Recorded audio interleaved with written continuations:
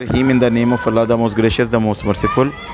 इस वक्त मेरे पास केयर फाउंडेशन के टीचर आसिम रूमी मौजूद हैं जिन्होंने एक साइंस एग्जीबिशन अरेंज की। जी सर, बताइएगा आपका कैसा एक्सपीरियंस रहा, बच्चों की क्या मोटिवेशन थी? Experience was good. बच्चों की जो रिस्पांस था, जो परफॉर्मेंस थी, वो लास्ट 10 डेज से एफर्ट कर रहे थे और साथ साथ जो था उनका इंप्रेशन, उनका नॉलेज, उनका लर्निंग स्किल्स, ये साथ साथ एक्नॉलेज किया जा रहा था।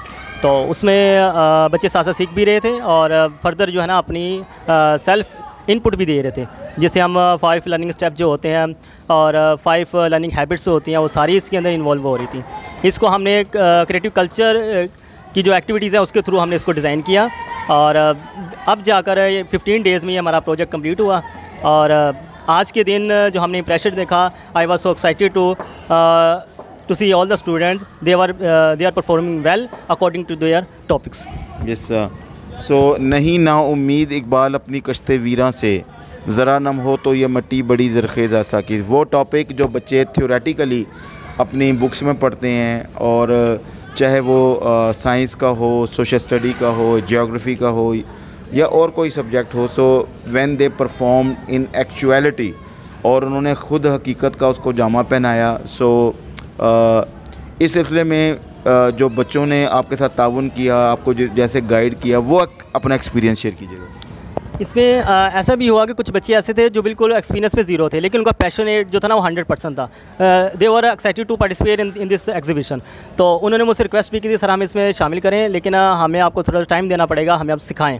तो मुझे उनके लिए अपने अलग से लेक्चर जो है ना डिज़ाइन करने पड़े ताकि मैं उनको प्रॉपर तरीके से लेके चलूँ। मैंने किसी बच्चे को जो है ना इग्नोर नहीं किया, लेकिन जिनके अंदर पैशन था उनको मैंने सबसे पहले लेके आया। तो जो बच्चे शुरू में ज़ीरो थे, अल्हम्दुलिल्लाह आज उनका जो परफॉर्मेंस था वो इंटेलिजेंट बच्चों से भी आगे था। सितारों से आगे जहां और भी हैं, सितारों से आगे जहां और भी हैं, अभी इश्क के इम्तिहान और भी हैं।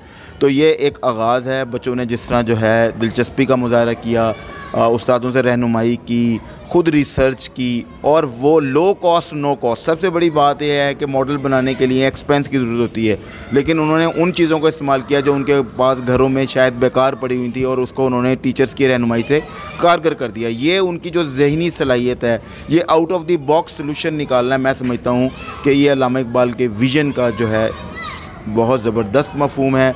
इसीलिए तो अल्लामा इकबाल ने क्या खूब कहा था, ज़रा नम हो तो ये मिट्टी बड़ी ज़रख़ेज़ है साकी।